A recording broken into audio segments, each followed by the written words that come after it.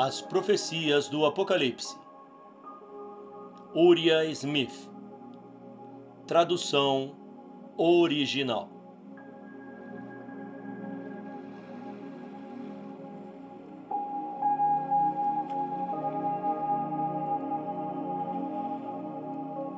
Apocalipse 1. O método divino da revelação profética.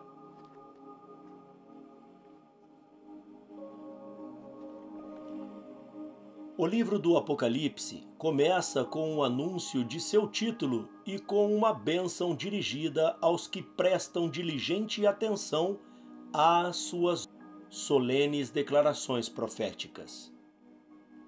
Versículos de 1 a 3.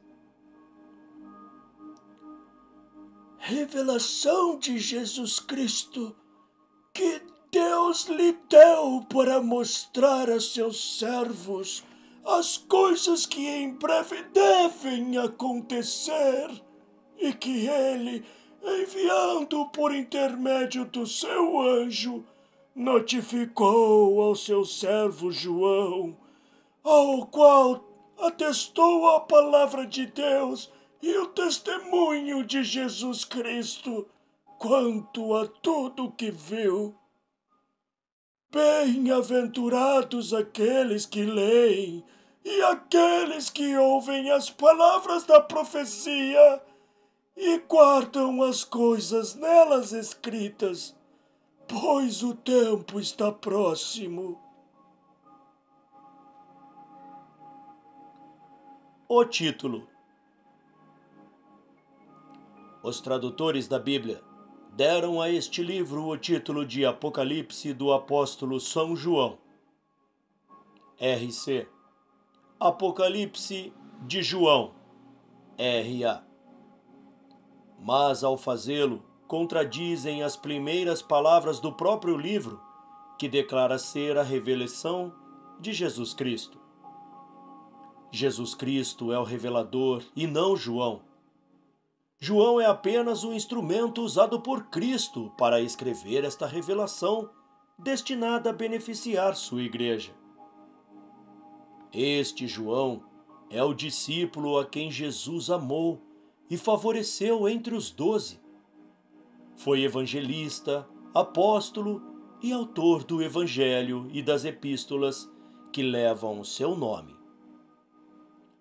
Aos títulos anteriores deve-se agregar o de profeta, porque o Apocalipse é uma profecia, e assim o denomina João. Mas o conteúdo deste livro emana de uma fonte ainda mais elevada. Não é apenas a revelação de Jesus Cristo, mas a revelação que Deus lhe deu. Sua origem é, em primeiro lugar, a grande fonte de toda sabedoria e verdade. Deus, o Pai, Ele a comunicou a Jesus Cristo, o Filho, e Cristo enviou-o por seu anjo ao seu servo João. O caráter do livro. Este dá expresso a palavra revelação. Uma revelação é algo manifesto ou dado a conhecer, não algo encoberto ou oculto. Moisés diz-nos que as coisas encobertas pertencem ao Senhor nosso Deus, porém as reveladas nos pertencem a nós e a nossos filhos para sempre. Deuteronômios 29, 29. Portanto, o próprio título do livro refuta eficientemente a opinião corrente de que este livro se conta entre os mistérios de Deus e não pode ser compreendido. Se fosse assim, teria o título de mistério ou livro oculto e não o de revelação. Seu objetivo: para mostrar aos seus servos as coisas que em breve devem acontecer. Quem são seus servos? A quem foi dada a revelação? Teria que ser a algumas pessoas específicas, a algumas igrejas em particular ou a algum período especial? Não, é para toda a igreja, em todo o tempo, enquanto estejam para cumprir-se quaisquer dos acontecimentos preditos. É para todos os que podem reclamar o título de seus servos, onde e quando quer que existam. Deus diz que deu esta profecia para mostrar a seus servos as coisas que iriam acontecer. E não obstante, muitos opositores da sua palavra dizem-nos que ninguém a pode compreender. É como se Deus pretendesse tornar conhecidas aos homens importantes verdades e, entretanto, caísse na insensatez terrena de revesti-las de linguagem ou figuras incompreensivas para a mente humana. É como se mandasse a uma pessoa olhar para um objeto distante e logo levantasse uma barreira impenetrável entre essa pessoa e o objeto. Ou como se desse a seus servos uma luz para guiá-los através das trevas da noite e cobrisse essa luz com um pano tão espesso que não deixasse passar um único raio de seu resplendor.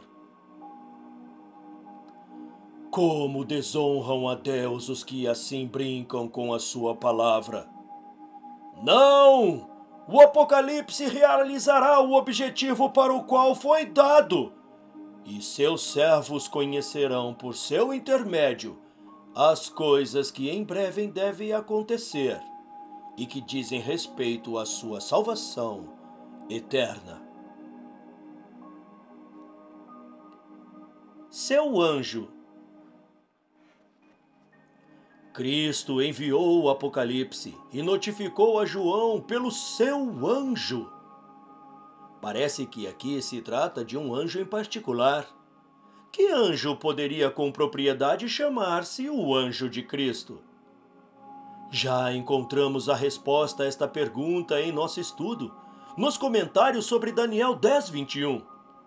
Chegamos ali à conclusão de que as verdades destinadas a ser reveladas a Daniel foram confiadas exclusivamente a Cristo e a um anjo chamado Gabriel.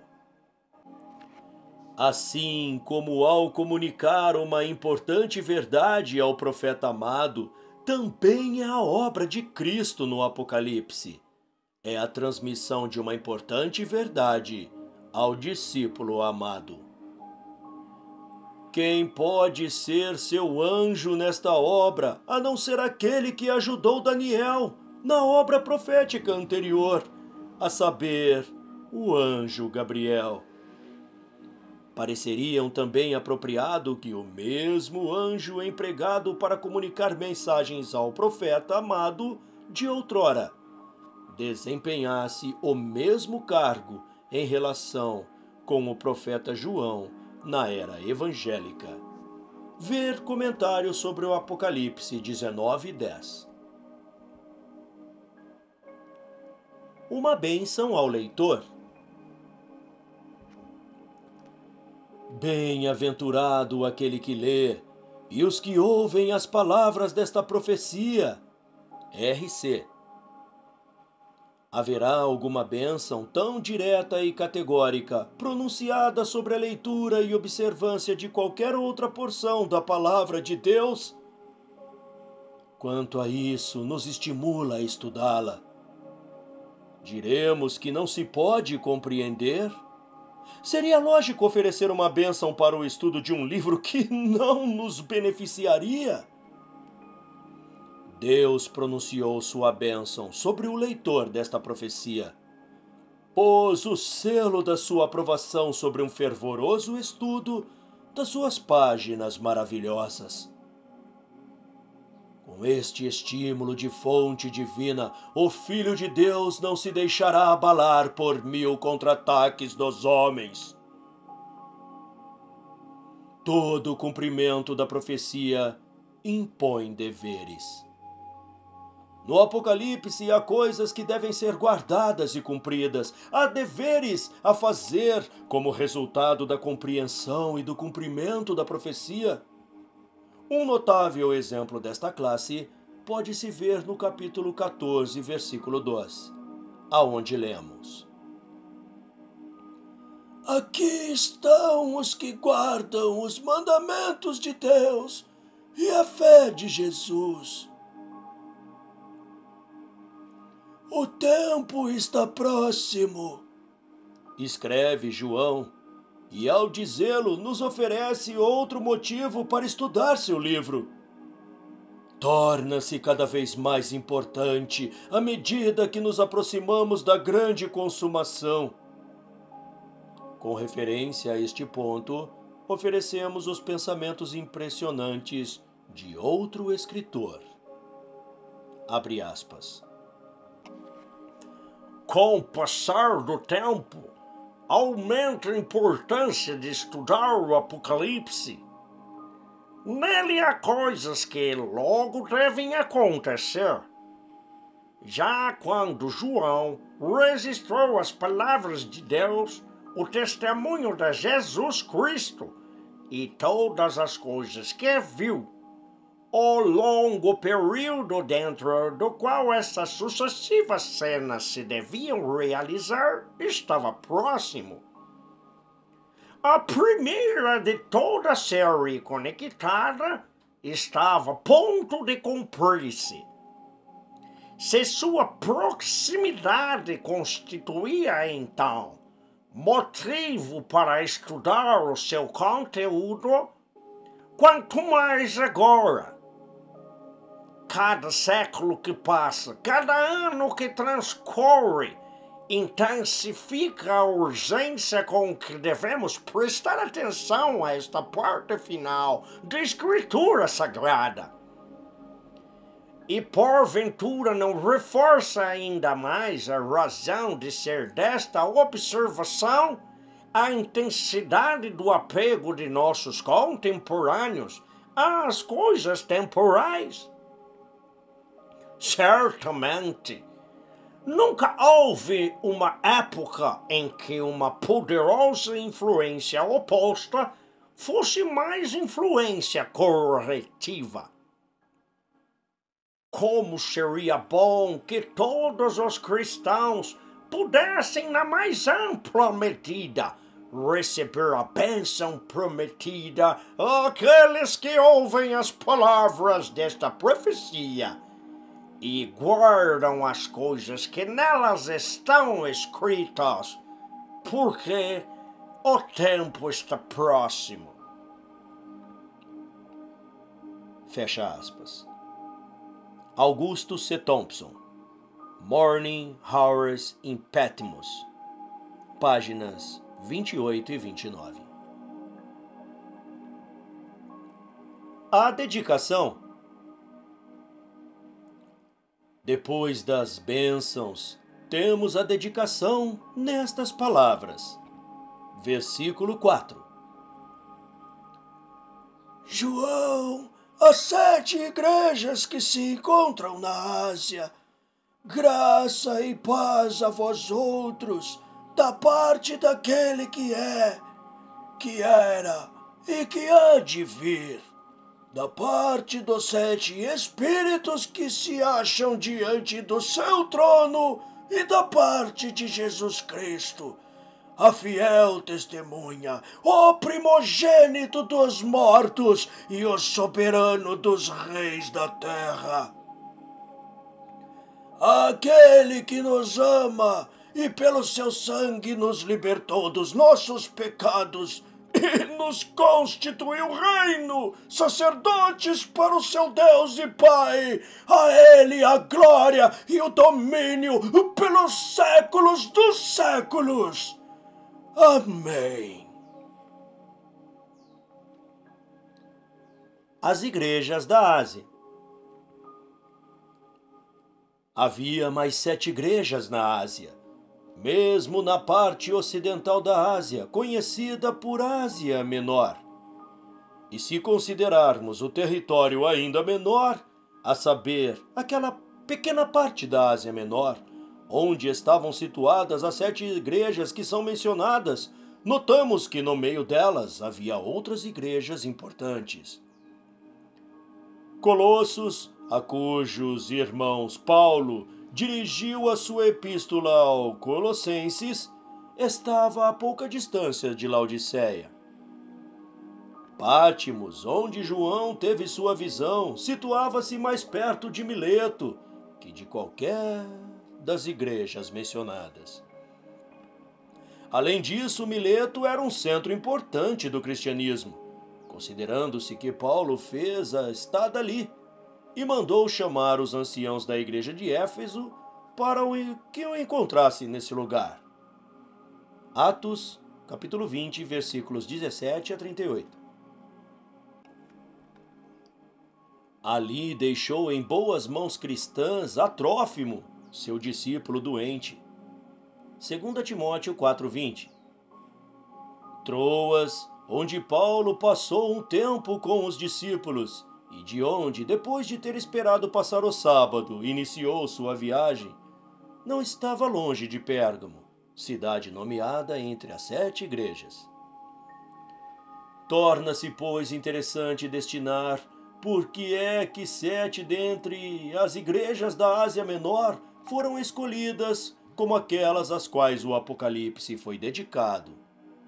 Acaso a saudação do Apocalipse 1 se dirige apenas às 7 igrejas literais nomeadas? E ocorre o mesmo com a admoestação a elas endereçadas em Apocalipse 2 e 3?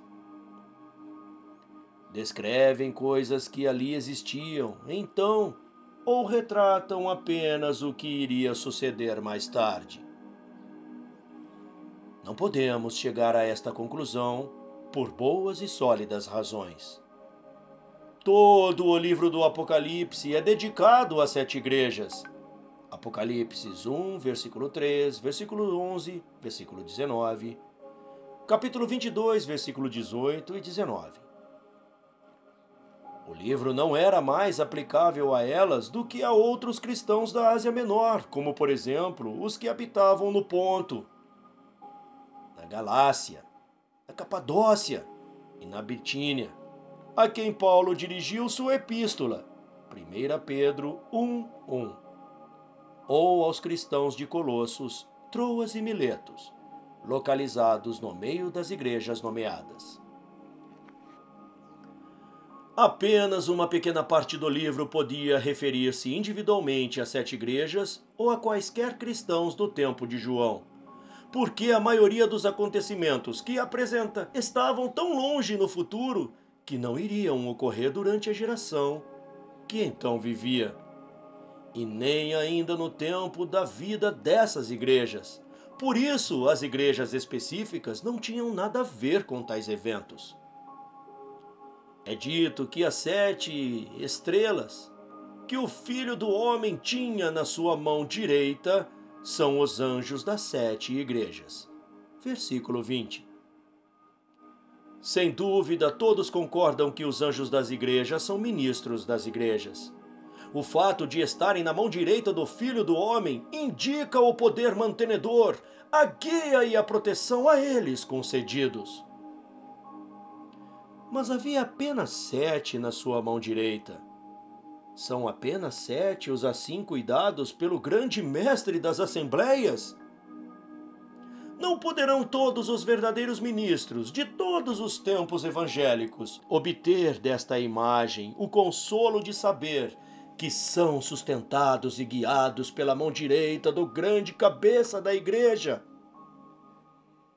Esta parece ser a única conclusão lógica possível de chegar. Além disso, João, olhando para a dispensação cristã, viu o Filho do Homem no meio dos 7 castiçais, que representam 7 igrejas. A posição do Filho do Homem entre eles deve significar a sua presença com seus filhos, o seu cuidado vigilante sobre eles e a sua prescrutadora visão de todas as suas obras. Mas conhece ele apenas 7 igrejas individuais? Não poderemos antes concluir que esta cena representa sua posição relativa a todas as igrejas durante a dispensação evangélica. Então, por que são mencionadas apenas 7? O número 7 é usado na Bíblia para significar a plenitude e a perfeição. Portanto, os 7 castiçais representam a igreja evangélica através de 7 períodos, e as 7 igrejas podem receber a mesma aplicação. Por que foram escolhidas as 7 igrejas mencionadas em particular? Sem dúvida, pelo fato de seus nomes, segundo as definições das palavras, apresentarem as características religiosas daqueles períodos da dispensação evangélica que, respectivamente, deviam representar. Portanto, compreende-se facilmente que as 7 igrejas não representam simplesmente as 7 igrejas literais da Ásia que foram mencionadas, mas 7 períodos da igreja cristã, desde os dias dos apóstolos até o fim do tempo da graça. Ver comentário de Apocalipse 2, versículo 1. A fonte da bênção. Abre aspas, da parte daquele que é, que era e que há de vir, fecha aspas. Ou que há de ser. É uma expressão que neste caso se refere a Deus o Pai. Cremos que esta linguagem nunca é aplicada a Cristo. Fala-se dele como de outra pessoa, distinta do ser assim descrito. Os 7 Espíritos. Provavelmente esta expressão não se refere a anjos, mas ao Espírito de Deus. É uma das fontes de graça e paz para a Igreja. Acerca do interessante assunto dos 7 Espíritos, observa Thompson, abre aspas.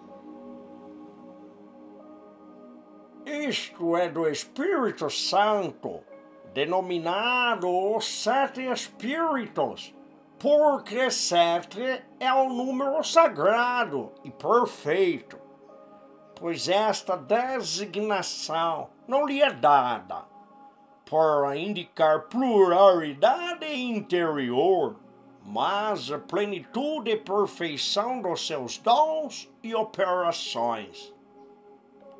Fecha aspas. Idem, páginas 34 e 35. Alberto Barnes diz: o número 7 pode ter sido dado, portanto, ao Espírito Santo, com referência à diversidade ou à plenitude de suas operações nas almas humanas e à sua múltipla atuação nos acontecimentos do mundo, como será posteriormente desenvolvido neste livro. Fecha aspas. Albert Barnes, Notes on Revelation, página 62.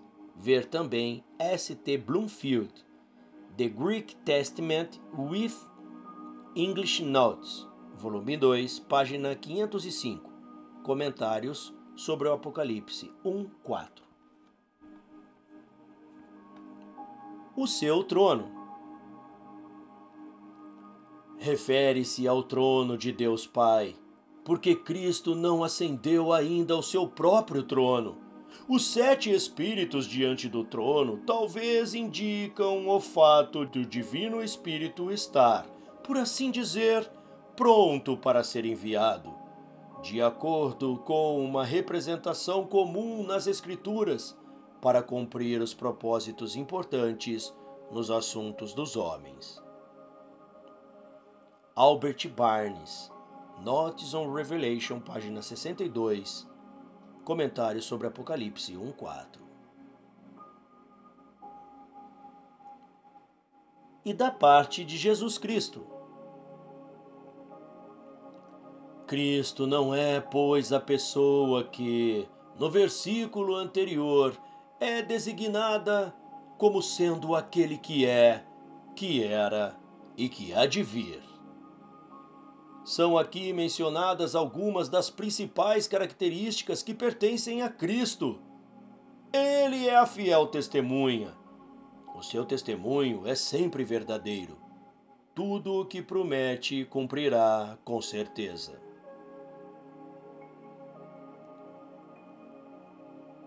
O primogênito dos mortos é uma expressão paralela a outras encontradas em 1 Coríntios 15, versículo 20 e 23, Hebreus 1, versículo 6, Romanos 8, versículo 29 e Colossenses 1, versículos 15 e 18, e são aplicadas a Cristo como expressões as primícias dos que dormem, o primogênito do mundo, o primogênito entre muitos irmãos, o primogênito de toda a criação, o primogênito de entre os mortos.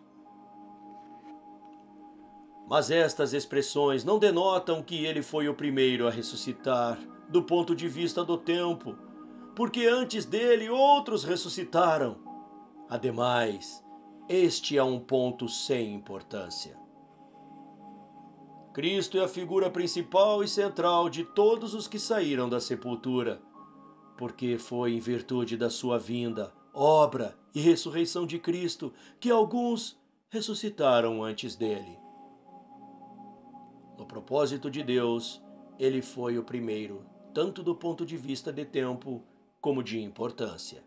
Porque, embora alguns foram libertos do poder da morte antes dele, isso não ocorreu senão depois de o propósito do triunfo de Cristo sobre a sepultura ter sido formado na mente de Deus, que chama as coisas que não são como se já fossem. Romanos 4,17, RC. E foram libertos em virtude daquele grande propósito que devia realizar-se no seu devido tempo. Cristo é o príncipe dos reis da terra. Em certo sentido, Cristo o é agora. Paulo informa-nos, em Efésios 1, versículo 20 e 21, que ele foi posto à direita de Deus nos lugares celestiais, acima de todo principado e poder e potestade e domínio, e de todo o nome que se nomeia, não só neste mundo, mas também no vindouro. Os mais honrados nomes neste mundo são os de príncipes, reis, imperadores e potentados. Mas Cristo foi posto acima deles. Está sentado com seu Pai, no trono de domínio universal, com ele governando e dirigindo todas as nações da terra. Apocalipse 3, versículo 21. Num sentido mais particular, Cristo há de ser príncipe dos reis da terra quando subir ao seu próprio trono, e os reinos do mundo passem a ser de nosso Senhor e do seu Cristo, quando forem entregues em suas mãos pelo Pai, trazendo em suas vestes o título de Rei dos Reis e Senhor dos Senhores, para despedaçar as nações como um vaso de oleiro. Apocalipse 19, 16, 2, 27, Salmos 2, versículos 8 e 9.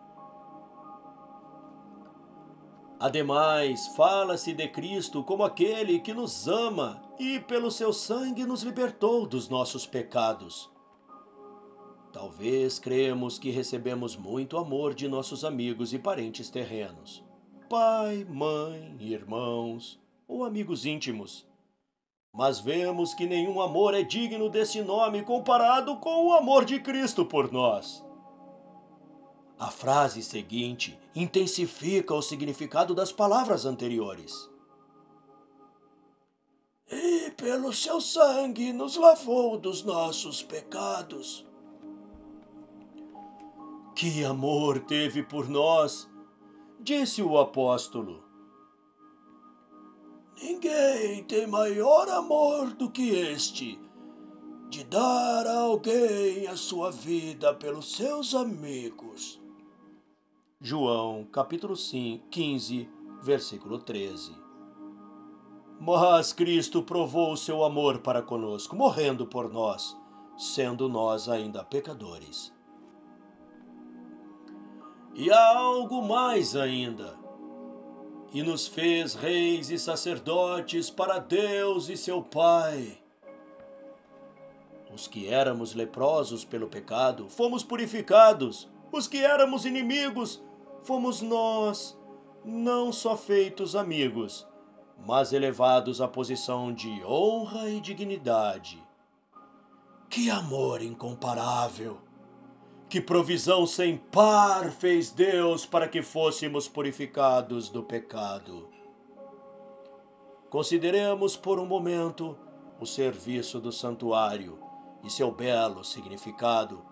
Quando um pecador confessa os pecados e recebe o perdão, Cristo os desfaz, o Cordeiro de Deus que tira o pecado do mundo. Nos livros do céu, onde estão registrados, são cobertos pelo sangue de Cristo. E se a pessoa que se converteu a Deus se mantiver fiel à sua profissão de fé, estes pecados jamais serão revelados, mas serão destruídos pelo fogo que purificará a terra ao serem consumidos pecado e pecadores. Disse o profeta Isaías, abre aspas, lançaste para trás de ti todos os meus pecados, fecha aspas. Isaías, capítulo 38, versículo 17. Então será aplicada a declaração feita por Jeremias ao Senhor. Dos seus pecados jamais me lembrarei. Jeremias 31, 34. Não é de admirar que João, o discípulo, o amante e amado, atribuíste a este ser que tanto fez por nós glória e domínio para todo o sempre. Versículo 7. Eis que vem com as nuvens e todo olho o verá, até quantos os traspassaram. E todas as tribos da terra se lamentarão sobre ele certamente. Amém. Aqui João nos transporta para a frente, para a segunda vinda de Cristo em glória, o acontecimento culminante da sua intervenção em favor deste mundo caído. Veio uma vez revestido de fraqueza, agora volta em poder. Antes veio em humilhação, agora em glória. Vem nas nuvens, como ascendeu. Atos, capítulo 1, versículo 9 e 11. Sua vinda é visível. Todo olho o verá. Todos os que estiverem vivos por ocasião da sua vinda. Não somos informados de que a vinda pessoal de Cristo terá lugar no silêncio da meia-noite, ou só no deserto, ou no interior das casas. Não virá como ladrão, no sentido de vir a este mundo furtivamente, em segredo e em silêncio. Mas virá buscar o seu tesouro mais precioso, seus santos que dormem e que vivem, comprados com o seu precioso sangue, aos quais arrebatou do poder da morte, em combate franco e justo.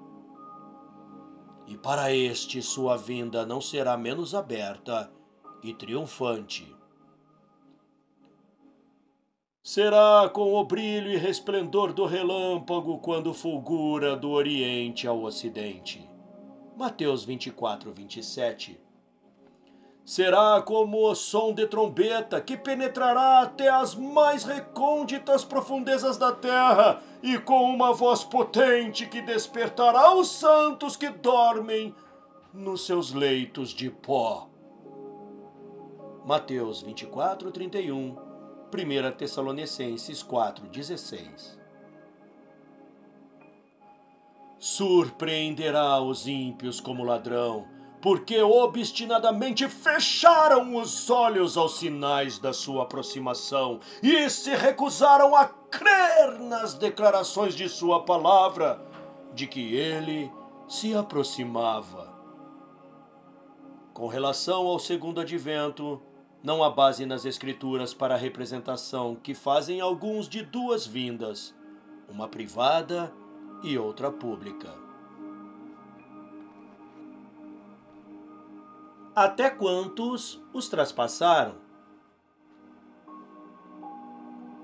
Além de todo o olho, como foi mencionado, há uma referência especial aos que desempenharam um papel mais ativo na tragédia de sua morte. E isso indica que o verão voltar à terra em triunfo e glória. Mas como sucederá isso? Se não estão vivos agora, como poderão vê-lo quando vier? Haverá uma ressurreição dos mortos.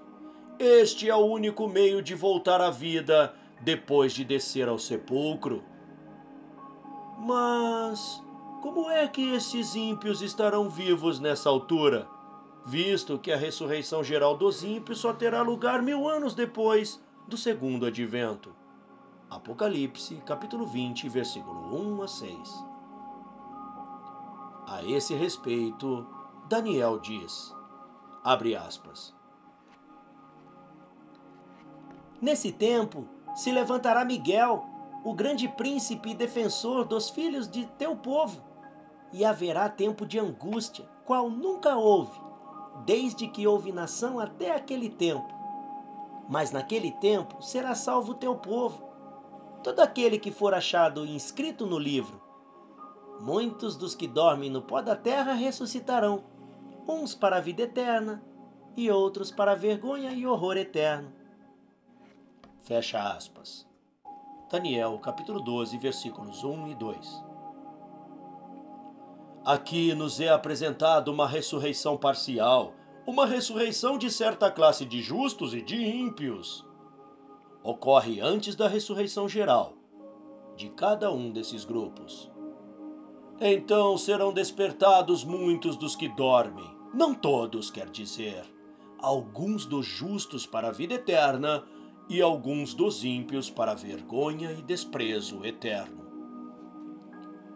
Esta ressurreição acontece em relação com o grande tempo de angústia qual nunca houve antes da vinda do Senhor. Não podem os que os transpassaram estar entre os que então ressuscitarem para a vergonha e desprezo eterno? Não viria a propósito que os que tomaram parte na maior humilhação do Senhor e outros notáveis protagonistas na rebelião contra ele, ressuscitarem para contemplar sua terrível majestade quando vier triunfante? Como labareda de fogo para tomar vingança dos que não conhecem a Deus e não obedecem ao seu evangelho? A resposta da igreja é: assim seja. Amém. Embora esta vinda de Cristo seja para os ímpios uma cena de terror e destruição, é para os justos uma cena de alegria e triunfo. Essa vinda, que é como uma labareda de fogo para tomar vingança dos ímpios, traz consigo o repouso para todos os que creem. 2 Tessalonicenses 1, versículos 6 a 10. Todos os que amem a Cristo saúdam, como alegres novas de grande alegria. todas as declarações e sinais de sua vinda. Versículo 8, versão RC. Eu sou o Alfa e o Ômega, o princípio e o fim, diz o Senhor, que é e que era e que há de vir, o Todo-Poderoso. Aqui é introduzido outro interlocutor. Até aqui quem falou foi João, mas este versículo não tem ligação com o que procede, nem com o que se segue. Deve-se determinar, portanto, quem aqui fala, pelos termos que se emprega. De novo encontramos a expressão que é, e que era, e que há de vir, que já observamos referir-se exclusivamente a Deus. Mas perguntará alguém: a palavra do Senhor não dará a entender que se trata de Cristo? Sobre este particular, Barnes apresenta a seguinte nota: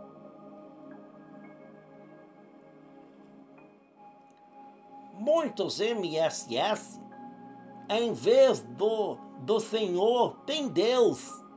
E esta tradução é adotada em Griesbeck, Titman e Hahn, e é hoje considerada como a tradução correta. Fecha aspas.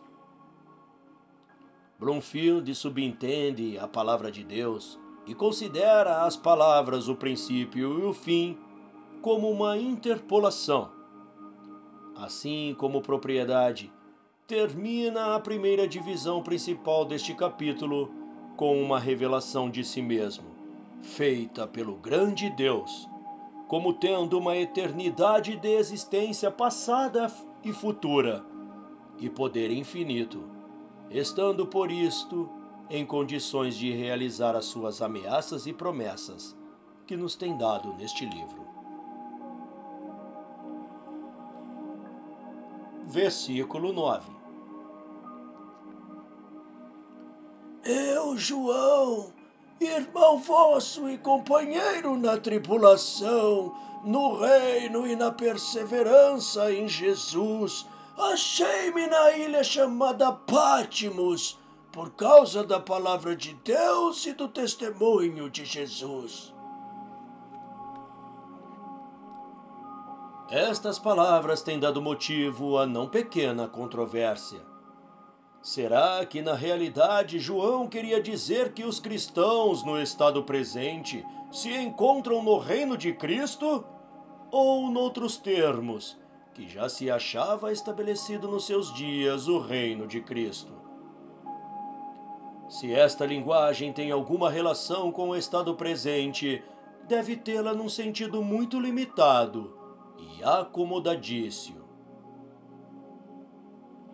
Os que defendem a sua aplicação terrena recorrem geralmente a 1 Pedro 2,9 para provar a existência de um reino no estado presente e para mostrar a sua natureza.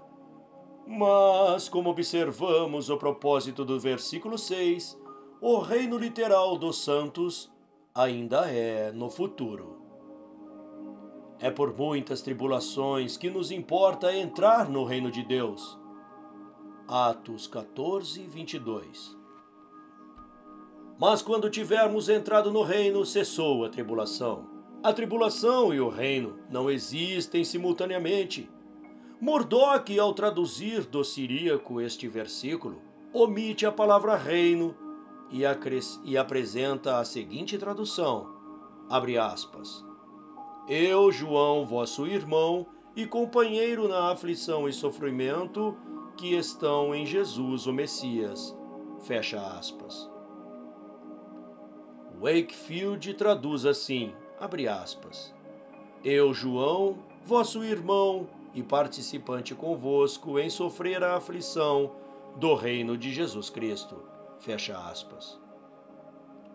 Bloomfield diz que pelas palavras aflição e paciência, são significadas aflições e perturbações que devem ser suportadas por causa e na causa de Cristo. E reino refere-se a que há de ser participante com eles, no reino que lhes está preparado. Diz ele que o melhor comentário a esta passagem encontra-se em 2 Timóteo 2,12, onde lemos: se sofrermos, também com ele reinaremos. De tudo isto, podemos concluir com segurança que, posto haja um reino de graça no presente estado, o reino a que aludia João é o futuro reino de glória, e o sofrimento e paciência são preparatórios para a sua fruição. O lugar onde escreveu. Pátmos é uma ilha pequena e estéril perto da costa ocidental da Ásia Menor, entre a ilha de Icária e o promontório de Mileto, onde no tempo de João se encontra a mais próxima igreja cristã. Tem cerca de 16 quilômetros de comprimento e uns 10 de largura máxima. Seu nome atual é Pátmos. A costa é escarpada e consta de uma sucessão de cabos que formam muitos portos. O único usado hoje é uma profunda baía cercada por altos montes de todos os lados, exceto um, onde é protegida por um promontório.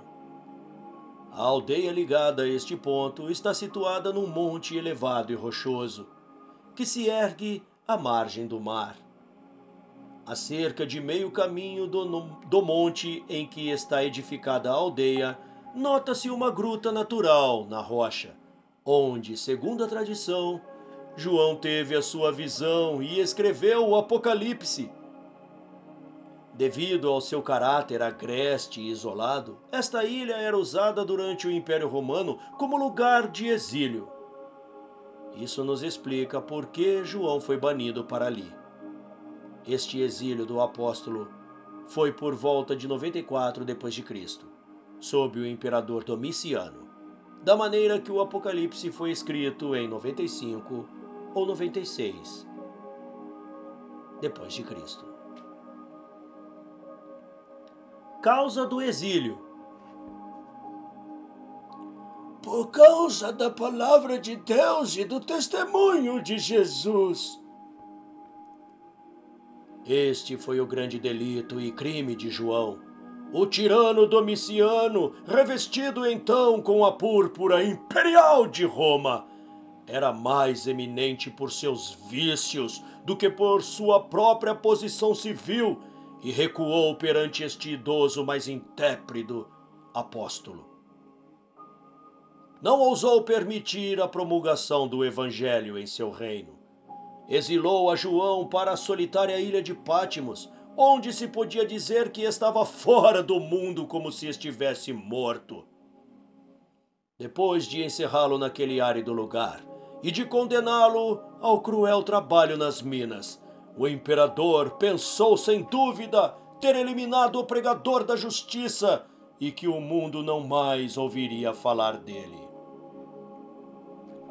Assim pensavam também os perseguidores de João Bunyan, quando o encerraram na prisão de Bedford. Mas quando o homem pensa ter sepultado a verdade em eterno esquecimento, o Senhor dá-lhe uma ressurreição com decuplicada glória e poder. Da escura e estreita cela de Bunyan brotou um resplendor de luz espiritual graças à viagem do peregrino, que durante quase 300 anos fomentou os interesses do Evangelho. Da estérea ilha de Pátmos, onde Domiciano pensava ter apagado pelo menos uma tocha da verdade, surgiu a mais magnífica revelação de todo o cânon sagrado, para derramar sua divina luz sobre todo o mundo cristão até o fim do tempo. Quantos dos que reverenciaram e dos que haviam de reverenciar o nome do discípulo amado, por suas arrebatadoras visões da glória celeste, desconheceram o nome do monstro que causou seu exílio? Em verdade, na vida atual, se aplicam por vezes as palavras das Escrituras que declaram que o justo ficará em memória eterna, mas o nome dos ímpios apodrecerá. Salmos 112, 6, Provérbios 10, 7. Versículo 10. Achei-me em espírito no dia do Senhor, e ouvi por detrás de mim grande voz como de trombeta. Em espírito.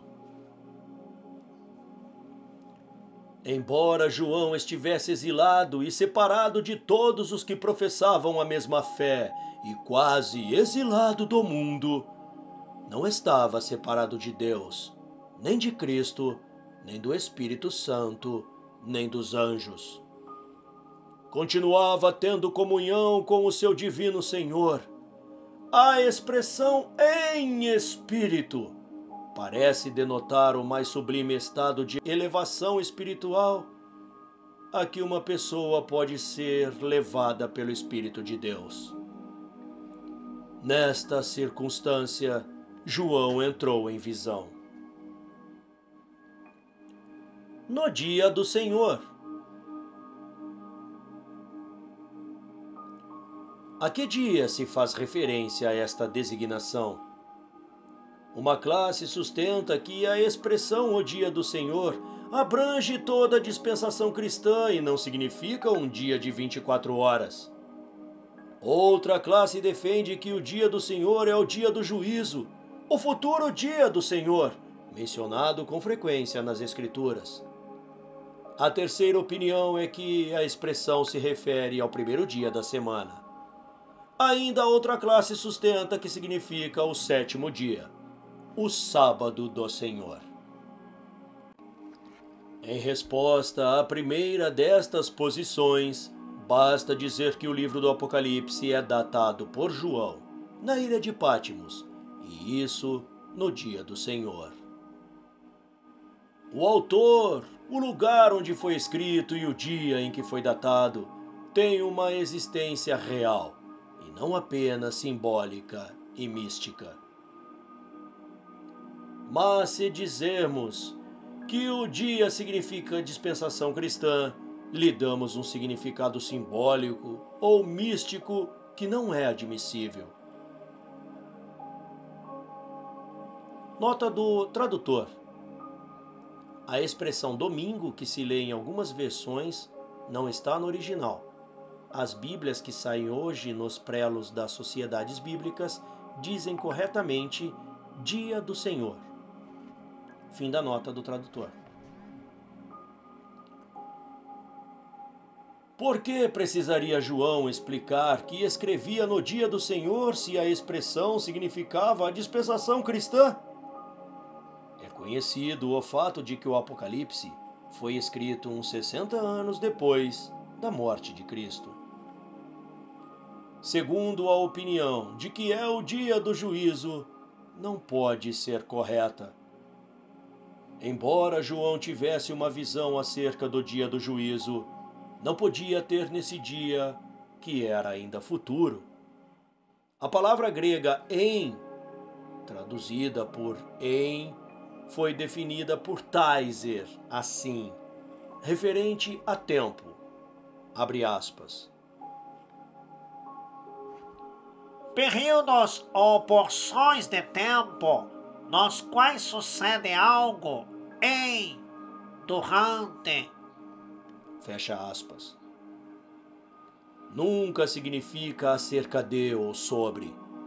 Sendo assim, os que relacionam esta expressão com o dia do juízo contradizem a linguagem usada, fazendo-a significar acerca de, em vez de em.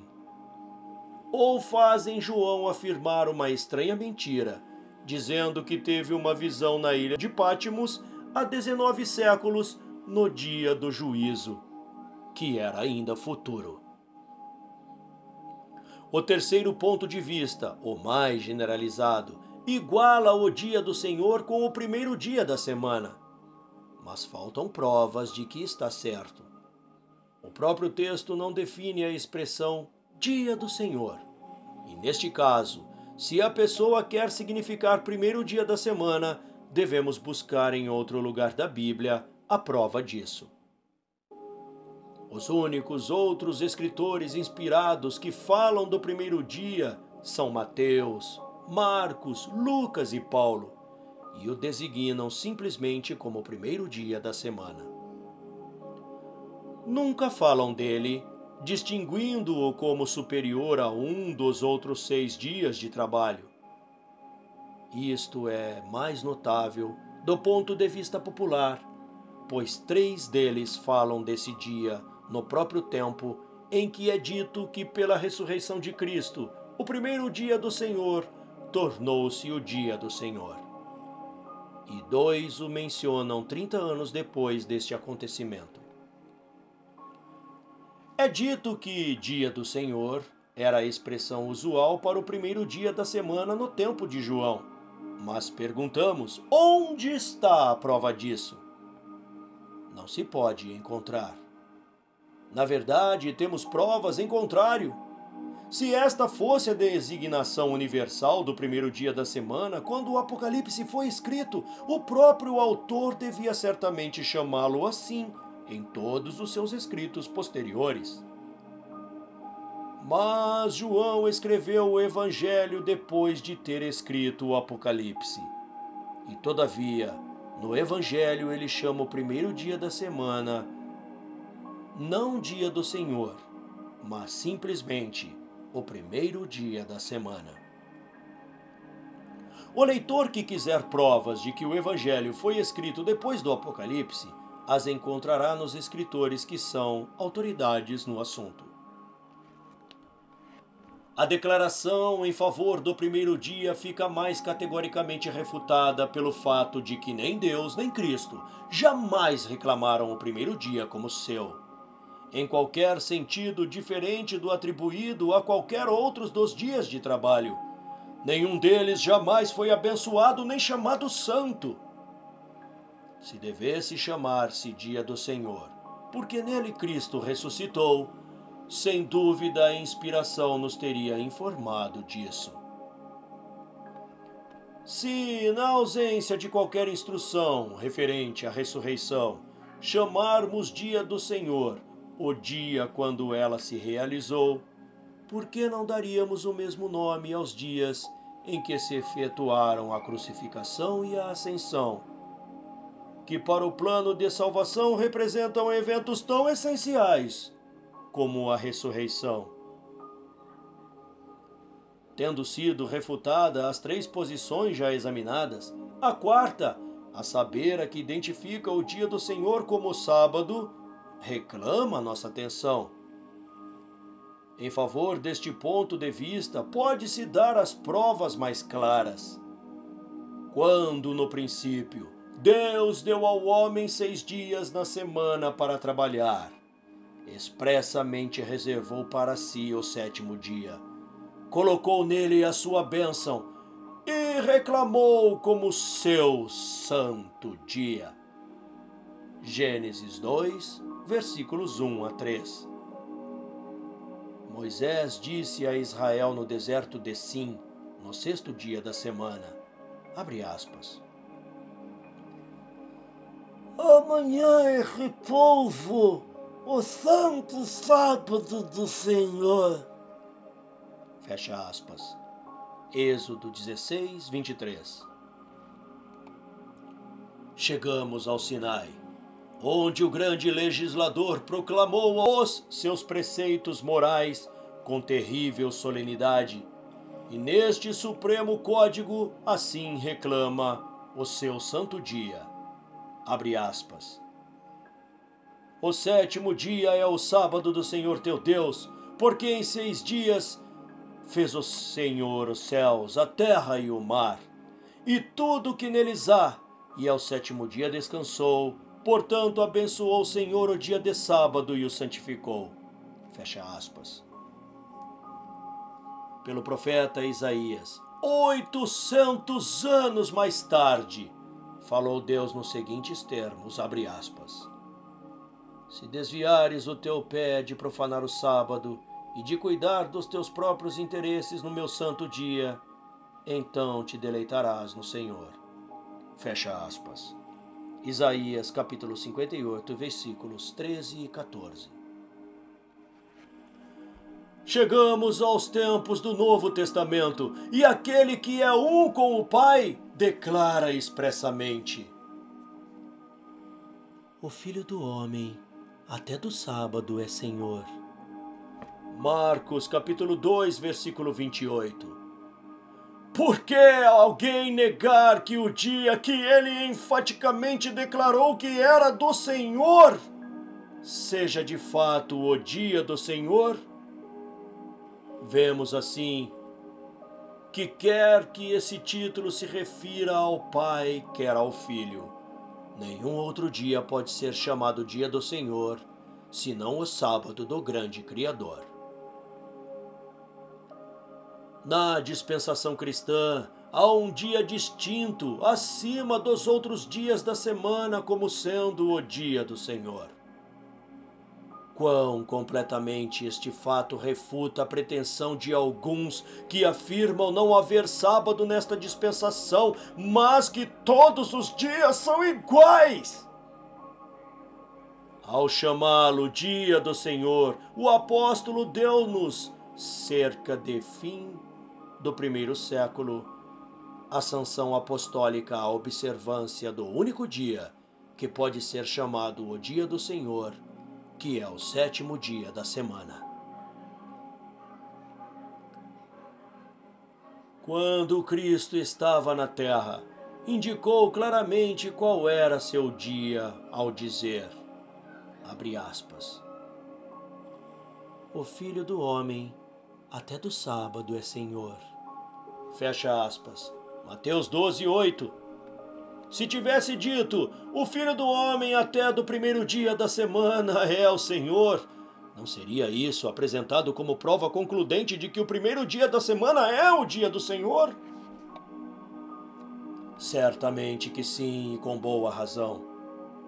Portanto, deve reconhecer-se como válido o mesmo argumento para o sétimo dia, em relação ao qual foram pronunciadas essas palavras. Versículos 11 a 18. Dizendo: o que vês, escreve em um livro e manda às 7 igrejas: Éfeso, Esmirna, Pérgamo, Tiatira, Sardes, Filadélfia e Laodiceia. Voltei-me para ver quem falava comigo, e voltado, vi 7 candeeiros de ouro, e no meio dos candeeiros, um semelhante ao Filho de Homem, com vestes talares e cingido à altura do peito, com uma cinta de ouro. A sua cabeça e cabelos eram brancos, como a alva lã, como neve. Os olhos como chama de fogo, os pés semelhante ao bronze polido, como que refinado numa fornalha. A voz, como voz de muitas águas. Tinha na mão direita 7 estrelas, e da boca saía-lhe uma afiada espada de 2 gumes. O seu rosto brilhava como o sol na sua força. Quando o vi, caí aos seus pés como morto. Porém ele veio, ele pôs sobre mim a mão direita, dizendo: não temas, eu sou o primeiro e o último, e aquele que vive. Estive morto, mas eis que estou vivo pelos séculos dos séculos, e tenho as chaves da morte e do inferno. A expressão voltei-me para ver refere-se à pessoa de quem provinha a voz. 7 candeeiros de ouro. Estes não podem ser o antitipo do candeeiro de ouro do antigo serviço típico do templo, porque ali havia apenas um candeeiro com 7 braços. Fala-se dele sempre no singular, mas aqui temos 7 candeeiros, que são com mais propriedade suportes de lâmpadas, suportes sobre os quais se põem lâmpadas para iluminar um aposento. Não tem semelhança com o castiçal do antigo tabernáculo, pelo contrário, os suportes de lâmpadas são tão distintos e tão separados uns dos outros que se vê o Filho do Homem andando no meio deles. O Filho do Homem. A figura central e absorvente da cena que se abre na visão de João é a majestosa pessoa do Filho do Homem, Jesus Cristo. A descrição feita aqui dele, com suas ondulantes vestes, com o seu cabelo branco, não pela idade, mas pelo brilho da glória celeste, seus olhos de fogo, seus pés fulgurantes como o metal reluzente, e sua voz, como o som de muitas águas, não pode ser superada em seu caráter grandioso e sublime. Subjulgado pela presença deste augusto ser, e talvez por um agudo senso de indignidade humana, João caiu aos seus pés como morto. Mas uma consoladora mão é posta sobre ele, e uma voz confortadora lhe diz que não tema. Também os cristãos têm hoje o privilégio de sentir essa mão sobre eles, fortalecendo-os e confortando-os em horas de provação e aflição, e ouvir a mesma voz dizendo-lhes: não temas. Mas a mais alentadora certeza em todas estas palavras de conforto é a declaração deste exaltado ser, que vive para sempre e é o árbitro da morte e da sepultura. Diz ele: tenho as chaves da morte e do inferno, Hades, a sepultura. A morte é um tirano vencido.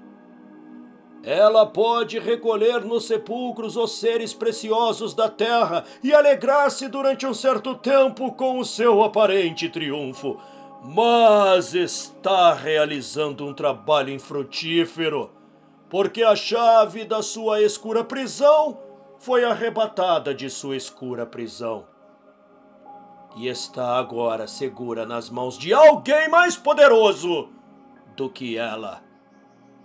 Ela está obrigada a depositar seus troféus num terreno onde outro tem controle absoluto. E este é o imutável amigo e o comprometido Redentor a salvar o seu povo. Portanto, não se entristeça acerca dos justos mortos. Eles estão em custódia segura. Durante um pouco tempo o inimigo os retém, mas o amigo possui a chave do local da sua prisão temporária. Versículo 19. Escreve, pois, as coisas que viste, e as que são, e as que hão de acontecer depois destas. Neste versículo é dada a João uma ordem muito definida para escrever toda a revelação, que se referiria mais a acontecimentos então futuros. Em alguns poucos casos haveria referências a acontecimentos então passados, ou que estavam sucedendo, mas essas referências tinham apenas o propósito de introduzir coisas que deviam cumprir-se mais tarde, de maneira que nenhum elo na cadeia pudesse faltar. Versículo 20. Quanto ao mistério das 7 estrelas que viste na minha mão direita e aos 7 candeeiros de ouro, as 7 estrelas são os anjos das 7 igrejas, e os 7 candeeiros são as 7 igrejas. Representar o Filho do Homem como tendo em sua mão apenas os ministros das 7 igrejas literais da Ásia Menor e andando apenas no meio dessas 7 igrejas, seria reduzir as sublimes representações e declarações deste capítulo e dos seguintes à relativa insignificância. O providencial cuidado e a presença do Senhor não se limitam a um número específico de igrejas, porém são para todo o seu povo, não apenas no tempo de João, mas através de todos os séculos. Eis que estou convosco todos os dias, disse ele aos seus discípulos, até a consumação dos séculos. Ver as observações sobre o versículo 4.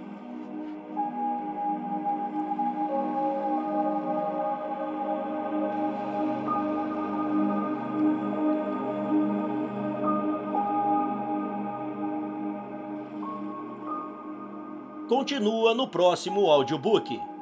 Obrigado pela sua presença. Deixe o seu like, compartilhe, se inscreva no canal e ative o sininho. Obrigado e até lá!